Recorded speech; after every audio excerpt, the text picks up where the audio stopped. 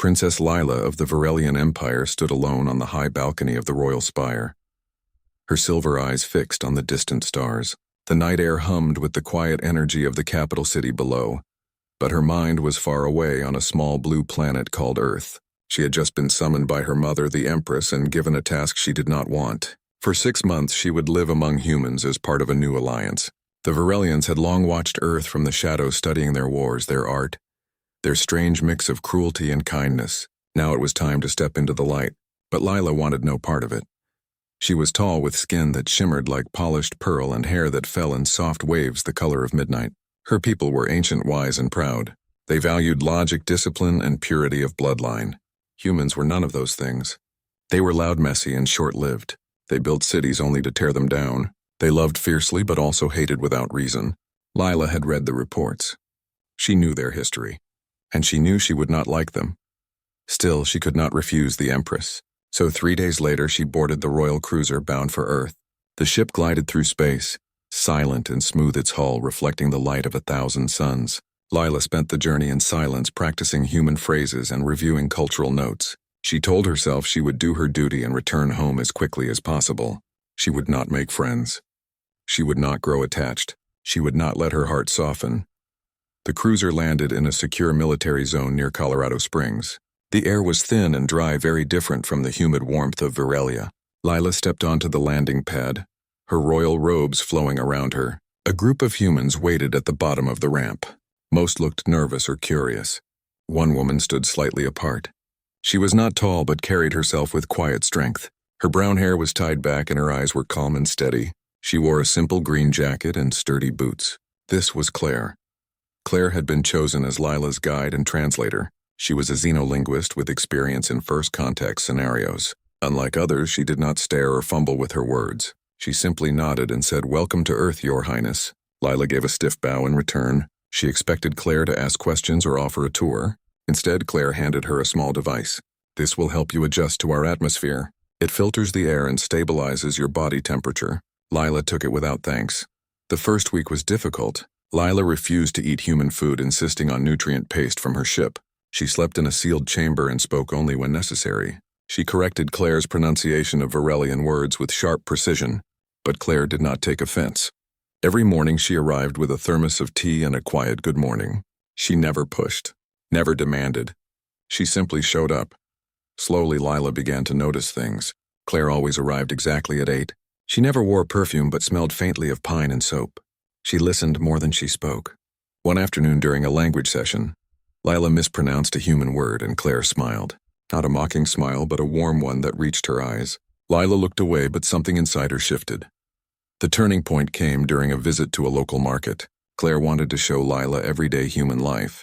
Stalls lined the street filled with fruits, breads, and handmade goods. Children ran between them laughing.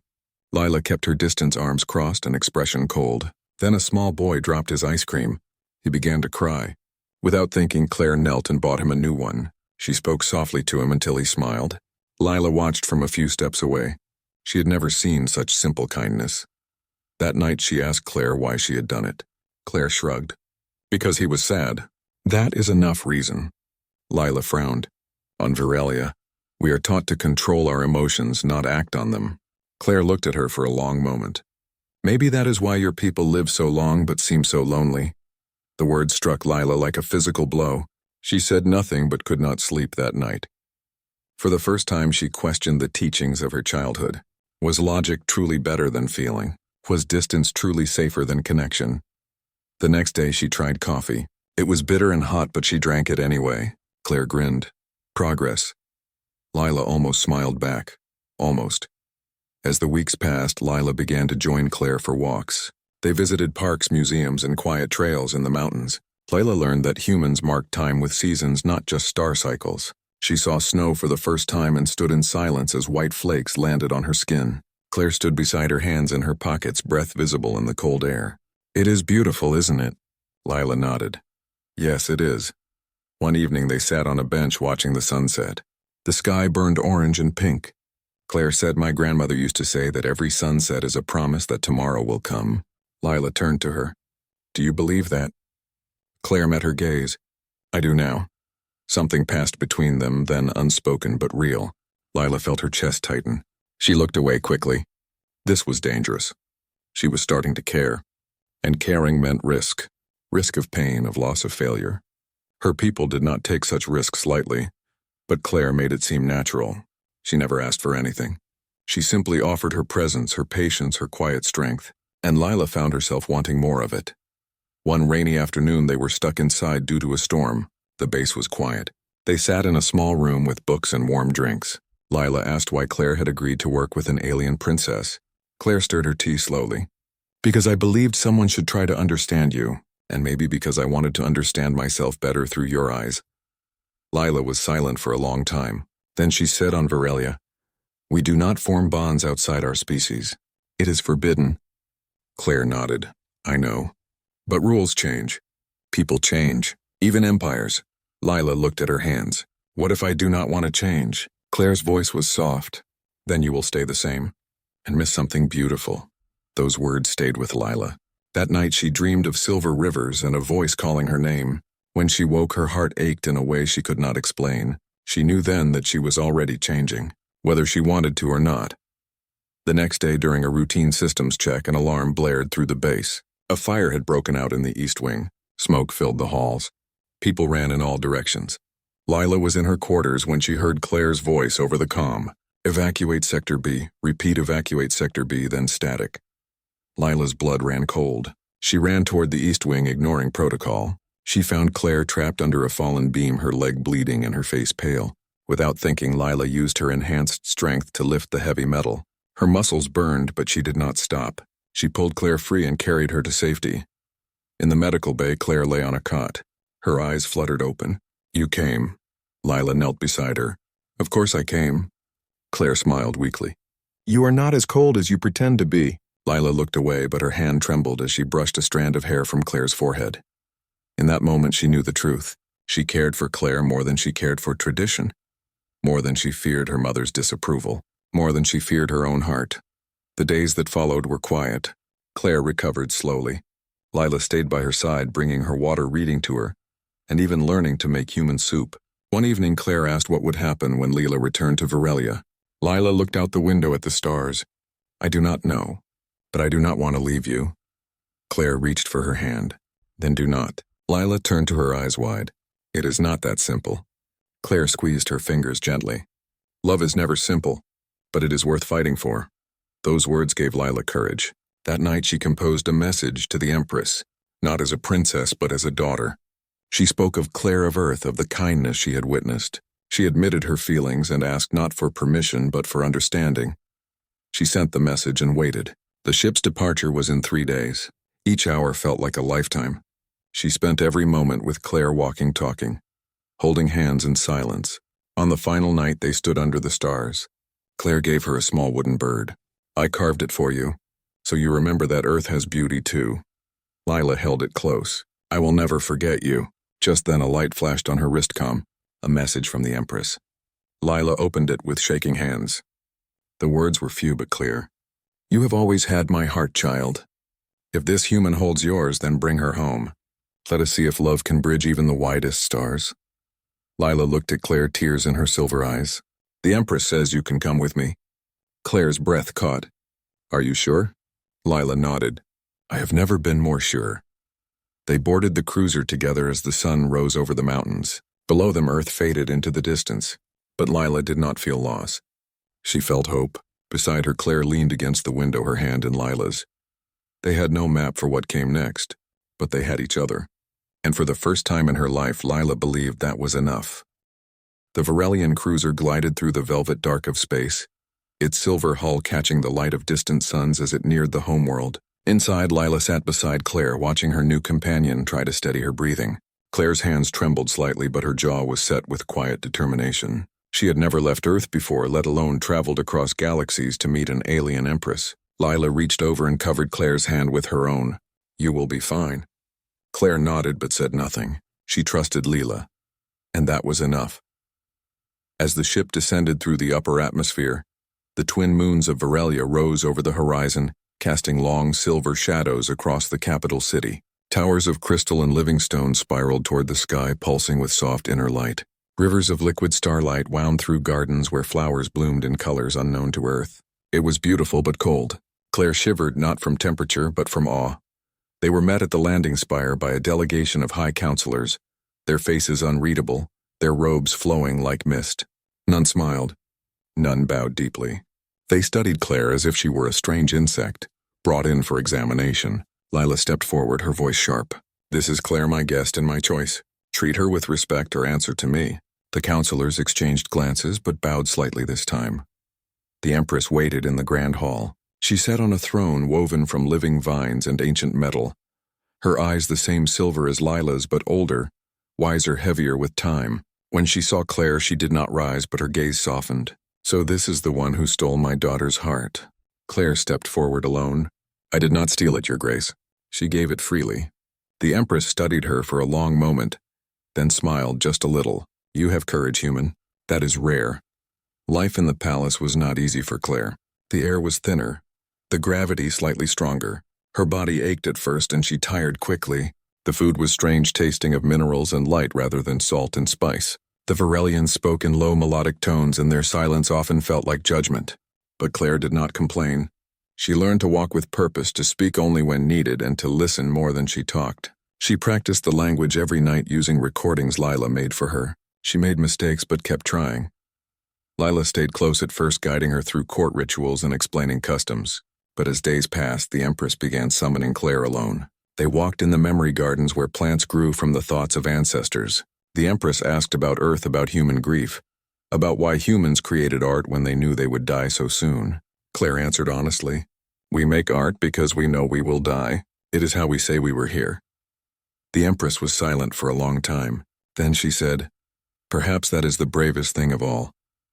Slowly, the court began to change. A young aide brought Claire a cup of warmed nectar without being asked. An elder scholar invited her to view ancient star maps. Children peeked from behind pillars, curious about the human with brown hair and warm eyes. Claire always greeted them with a smile and a small wave. She carved tiny animals from soft wood and gave them away. Soon the palace halls echoed with quiet laughter.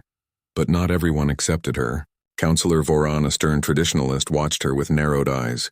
He believed the alliance with Earth was a mistake, and Claire's presence a threat to Varelian purity. He began whispering to others, planting doubts. What if she carries human disease? What if she spies for her world? What if the princess's judgment is clouded by emotion? Lila heard the rumors but said nothing. She knew confronting Voran would only give his words more power. Instead, she showed the court what Claire could do. She asked Claire to help design a new communication system that blended human intuition with Varelian logic. Claire worked day and night studying both technologies until she created a bridge that allowed real-time translation without losing emotional nuance. The system was a success. Even Varan could not deny its value. One evening as they walked through the palace gardens, Claire asked Lila if she ever regretted bringing her here. Lila stopped and turned to her. "Never. Not for one moment." Claire looked down. "But I am slow, I tire easily. I do not understand half of what is said in council meetings." Lila lifted her chin gently. "You understand what matters. You see people, not just their rank. You care without expecting return. That is not weakness, Claire. That is strength my people forgot we had." Claire's eyes filled with tears, but she smiled. "You always know what to say." Lila shook her head. "I only say what is true." As the weeks passed, Claire grew stronger. Her steps became surer, her voice clearer. She began attending council meetings not as a guest but as an advisor. She suggested trade routes that protected both worlds' ecosystems. She proposed student exchanges so young Varelians could learn human music and humans could study Varelian star navigation. The Empress approved every plan. But the real test came during the Festival of Echoes. It was the most sacred Varelian ceremony where the living communed with ancestral memories through shared dreams. Only those of pure bloodline were allowed to enter the dream chamber. Tradition demanded it. Varan made sure everyone remembered that. The night before the festival, Claire sat alone on a balcony staring at the twin moons. Lila found her there. "You should be resting." Claire shook her head. "I know I cannot join the ceremony. I understand." Lila sat beside her. "What if I asked the Empress to make an exception?" Claire looked at her. "Would she?" Lila hesitated. "I do not know, but I will ask." The next morning, Lila stood before her mother in the throne room. She made her request plainly. Let Claire enter the dream chamber, not as a human, but as one who carries our future in her heart. The Empress was silent for a long time. Then she said the chamber does not judge blood. It judges intent. If Claire's heart is open, it will welcome her. That night, under the light of both moons, the court gathered in the sacred grove. Claire wore a simple robe woven with threads of starlight. She walked beside Lila, her head high. When they reached the dream chamber, a pool of liquid silver surrounded by glowing stones, she stepped forward alone. The elders watched in silence. Foran's face was stone. Claire knelt at the edge of the pool and placed her hands in the silver liquid. For a moment, nothing happened. Then the surface rippled. Images rose from the depths, not of Varelian history, but of Earth. A child planting a tree. An old woman singing to the sea. A man sharing bread with a stranger. The ancestors were showing not where Claire came from, but who she was. Tears ran down the Empress's face. She turned to Varan. The chamber has spoken. This human carries the same light as we do. From that night, everything changed. Claire was no longer an outsider. She was part of the story. She and Lila walked the halls hand in hand, no longer hiding their bond. They planned a future where Earth and Varelia would grow together, not as conqueror and conquered, but as partners. One evening, as they stood on the highest balcony watching the stars, Claire leaned her head on Lila's shoulder. "Do you think we did it?" Lila wrapped an arm around her. "Did what?" "Showed them that love is not weakness." Lila smiled. "They are learning. And we will keep teaching them." Below, the city glowed with new light. Not just the old silver of tradition, but the warm gold of something new. Something shared. Something human and Varelian and entirely their own. And in that moment, Lila knew she had not lost her home by bringing Claire to it. She had made it whole. Months passed, and the bond between Earth and Varelia grew stronger. Trade ships moved between the worlds, carrying seeds from Earth and starlight crystals from Varelia. Human students came to study in the palace gardens, while Varelian scholars walked the streets of New York and Tokyo. Claire stood at the center of it all, not as a stranger, but as a bridge. She wore Varelian robes now, but kept her earth boots. She spoke both languages with ease and carried a small wooden bird in her pocket for luck. Lila watched her with quiet pride. Claire had changed, but not lost herself. She still laughed too loud, still asked too many questions, still believed in kindness even when it seemed foolish, and Lila loved her more for it. They shared quiet mornings in the sunlit atrium and long walks through the memory forests where the trees whispered old songs. They did not need grand words. Their silence spoke enough. But peace is never without shadows. Far beyond the Varelian borders, in the cold void between galaxies, a new threat stirred. The Krell, a warlike species known for devouring whole worlds, had turned their eyes toward the Alliance. They saw the bond between human and Varelian as weakness. They sent a message not of words but of fire. A small research outpost near the neutral belt vanished. Only static remained. The council gathered in emergency session. Voices rose in fear and anger. Some called for closing the borders. Others demanded preemptive strikes. Foran stood and pointed at Claire. "This is what happens when we open our doors to soft hearts. The Krell see us as weak because we play house with primitives." Lila rose slowly, her voice low but sharp as glass. "Claire did not cause this. The Krell have always hunted the light. We are not weak because we share it. We are strong because we choose to." The Empress agreed.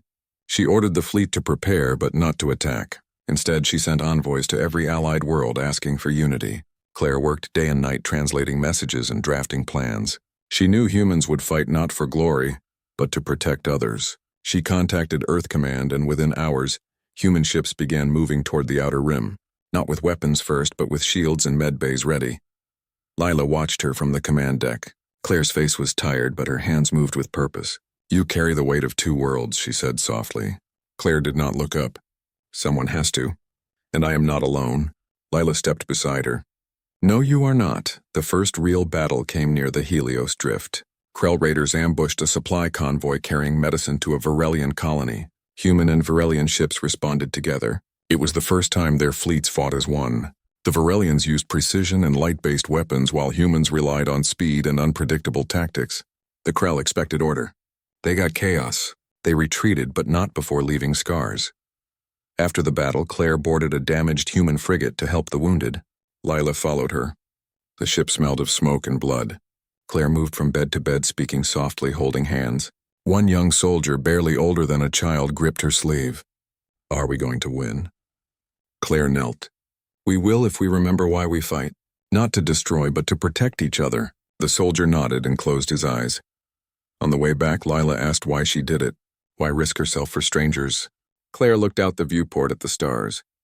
Because someone once showed me that kindness is not weakness. Now it is my turn. The Krell did not give up. They struck again and again, testing defenses, probing for cracks. They spread lies through hacked channels, claiming Claire was a spy sent to weaken Virelia from within. Some believed it. Protests broke out in the outer districts. Stones were thrown at human aid stations. Lila wanted to punish the rioters, but Claire stopped her. Anger only feeds their fear. Show them truth instead. So Claire walked into the angry crowds alone. No guards, no weapons, just her voice and her hands. She spoke of the children saved by Virelian medicine, of the farms rebuilt, with human tools, of the songs shared between worlds. She did not argue. She listened. And slowly the anger faded. One old woman spat at her feet, then paused. Why do you stay? Claire met her eyes. Because I believe in what we can be together. That night the woman brought her a loaf of bread. It was the first of many. The final confrontation came not in space but in silence. The Krell leader sent a challenge, a duel of honor on the dead moon of Zareth, one champion from each side. If the Alliance won, the Krell would retreat for a generation. If they lost, the Alliance would dissolve and Earth would be left defenseless. The Council was divided. It was a trap, but refusing would make them look cowardly. Lila volunteered immediately, but Claire stepped forward. Let me go, everyone stared. You are not a warrior. Claire looked at Lila. I do not need to be. The Krell think we are weak because we care. Let me show them that care is our strength. The Empress agreed. The duel would not be with weapons but with truth. Each side would stand in the memory circle and share a vision of their world. The moon's ancient stones would judge whose heart held more light. On the day of the duel, the sky was black and cold.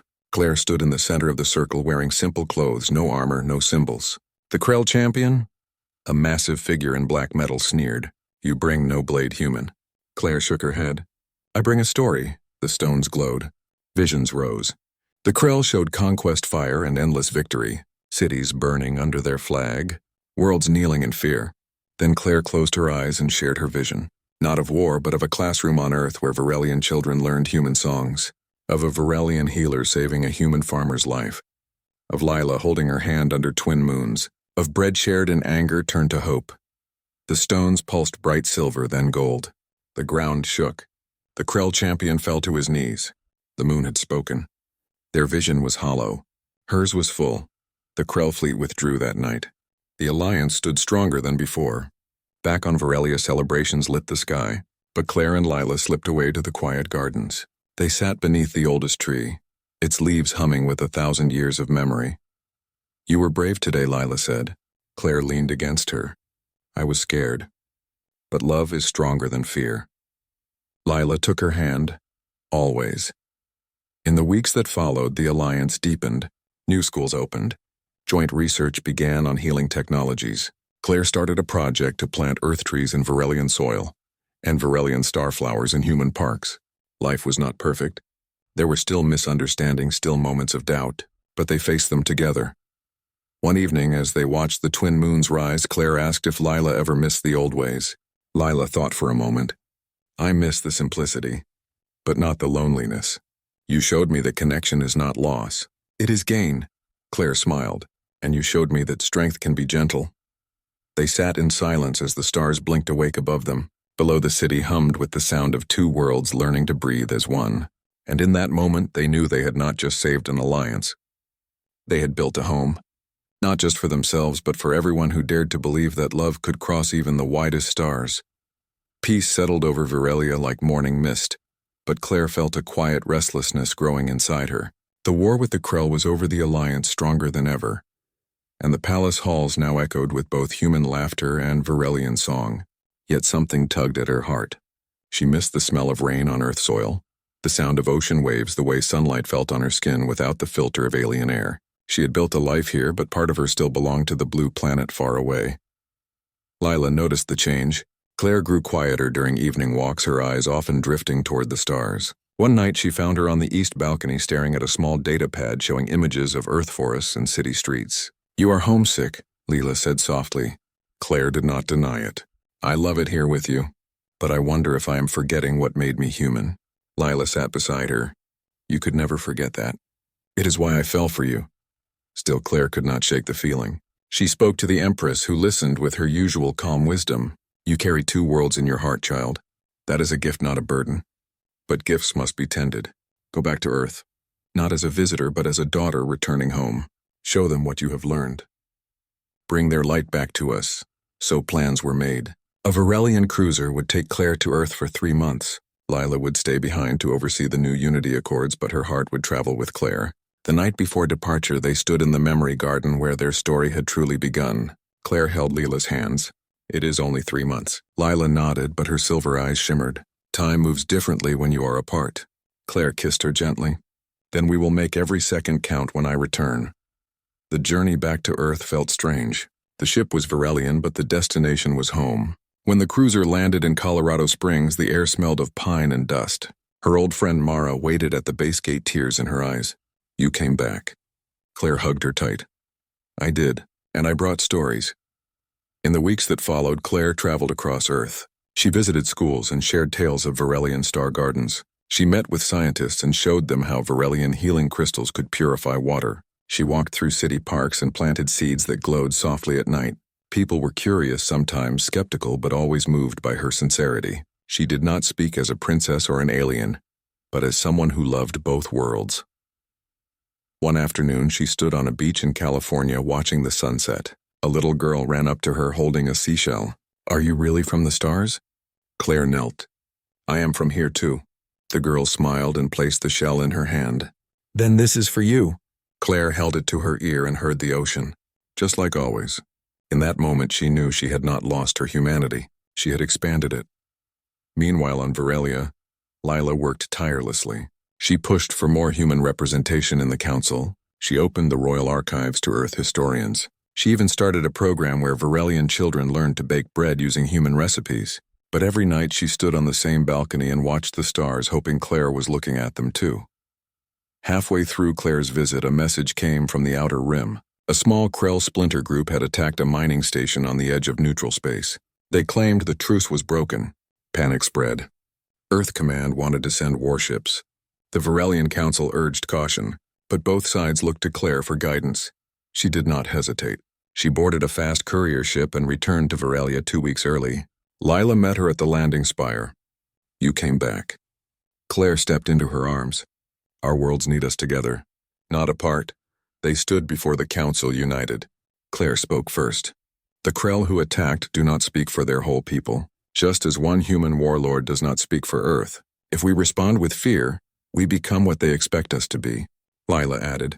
But if we respond with truth, we show them a better way. They proposed a joint mission, not with weapons, but with envoys. Claire would lead the human side, Lila the Varelian. They would go to the mining station, offer aid, and open dialogue. It was risky, but they believed in it. The journey was tense. The station was damaged and the surviving workers scared. The Krell raiders had left, but their message was clear. The alliance was a lie. When Claire and Lila arrived, they did not bring soldiers. They brought medics, engineers, and food.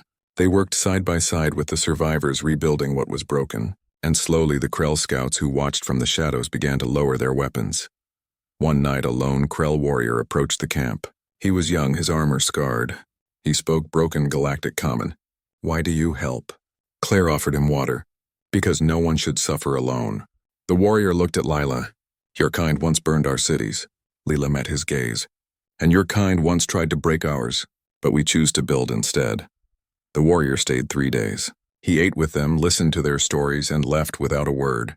But he took a small glowing seed Claire gave him, a symbol of peace. When they returned home, the Alliance celebrated not with weapons, but with songs. Human and Varelian voices rose together under the twin moons. Claire stood beside Lila, her hand in hers. You were right, she said. Love is stronger. Lila smiled. Only because you showed me how to trust it.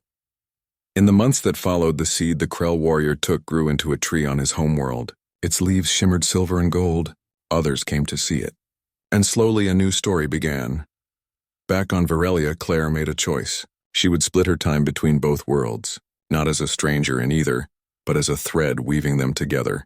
Lila supported her fully. They built a home in the palace with earth plants in the windows and Varelian lightstones on the walls. They adopted a young orphan from a war-torn human colony and a Varelian child who had lost her parents to the Krell raids. Their family was not bound by blood but by choice. One evening as they sat with their children telling stories of Earth oceans and Varelian stars, Claire leaned her head on Lila's shoulder. "Do you think we changed the universe?" Lila kissed her hair. "No. We just reminded it that kindness is never small." And in that quiet moment, surrounded by love from two worlds, they knew they had everything they ever needed. Not because they were princess and human, but because they chose each other every single day. Years passed and the bond between Earth and Varelia became as natural as sunrise. Children born on both worlds spoke two languages, dreamed in two skies, and played with toys that glowed with starlight or beeped with human tech. Claire and Lila's home in the palace gardens was always full of laughter, small muddy boots, and half-finished art projects. Their adopted children, May and Kale, grew up knowing no difference between human hugs and Varelian mind songs. They simply knew love. But peace is never static. It must be tended like a garden. New challenges rose not from war but from the quiet friction of two very different ways of life. Human cities grew fast, sometimes too fast. Varelian forests healed slowly and could not keep up with the demand for clean energy crystals. Disagreements flared in trade talks. Old fears whispered in corners. Some Varelians worried humans would forget their roots. Some humans feared they were losing their identity in the glow of alien stars. Claire felt the strain most. She moved between worlds more than ever, acting as a listener, a translator, a peacemaker. She spent 3 months on Earth helping design eco-cities that honored both human needs and Varelian balance. Then she returned to Varelia to teach young diplomats how to speak with heart, not just logic. She was tired often but never bitter. She believed in the work because she believed in the people. Lila watched her with pride and worry. She saw the lines forming around Claire's eyes, the way her steps slowed after long days. One night she found Claire sitting alone in the atrium, staring at a faded photo of her childhood home on Earth. "You carry too much," she said softly. Claire shook her head. "Someone has to hold the bridge." Lila sat beside her. "You do not have to hold it alone. Let others step onto it too." So they began training a new generation. May, now 16, showed a gift for healing using both human medicine and Varelian energy work. Kale, 15, had a mind for engineering and built a device that turned human solar panels into Varelian light converters. They were not replacements for Claire and Lila, but partners in the next chapter. Then came the signal. It was faint, almost lost in the cosmic noise, but the deep space monitors on both worlds picked it up.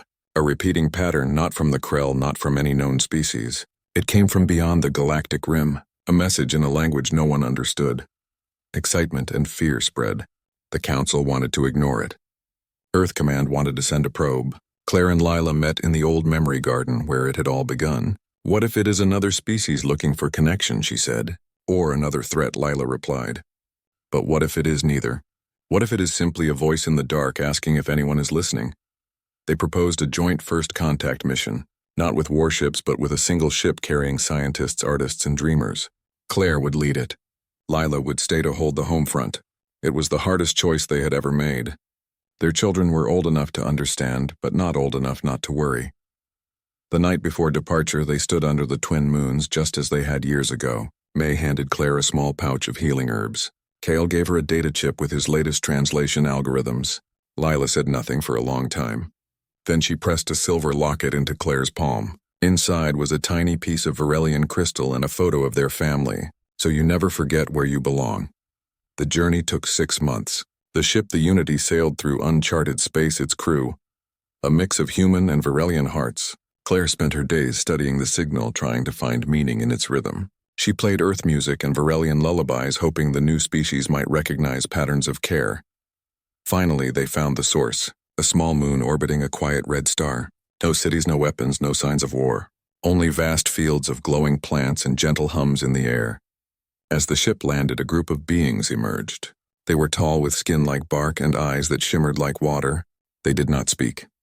They sang. Claire stepped forward alone. She did not bring a weapon or a scanner. She brought a wooden bird carved by her own hand, and a small earth flower that bloomed in sunlight. She placed them on the ground and waited.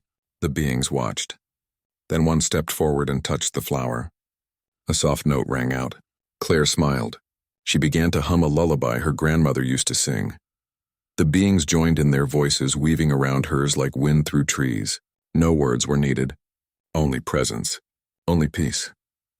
Back on Varelia, Layla watched the live feed with tears in her eyes. The children stood beside her. "They did it," May whispered. Kale nodded. They showed them kindness first.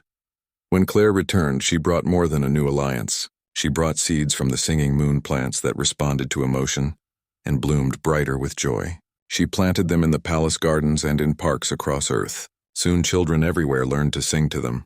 Life settled into a new rhythm. Claire still traveled, but less often. Lila stepped down from active council duties to teach history at the new Unity Academy. May opened a healing center that welcomed all species. Kyle designed ships that ran on starlight and human solar wind. One evening, as they sat on their favorite balcony watching the sky, Claire leaned against Lila. "Do you ever wonder what would have happened if we had never met?" Lila took her hand. "I do not need to wonder, I know. The worlds would still be separate, cold and afraid. But we chose each other, and that changed everything." Below them, the gardens glowed with earth flowers, Virelian crystals, and singing moon plants all blooming together. The air hummed with the sound of many voices speaking many languages, but all saying the same thing. We are here. We are together. We are home. And in that quiet moment, surrounded by the life they had built, Claire and Lila knew their story was not just about love between two people. It was about the courage to believe that even the most different hearts can beat as one, and that sometimes the smallest act of kindness can echo across galaxies.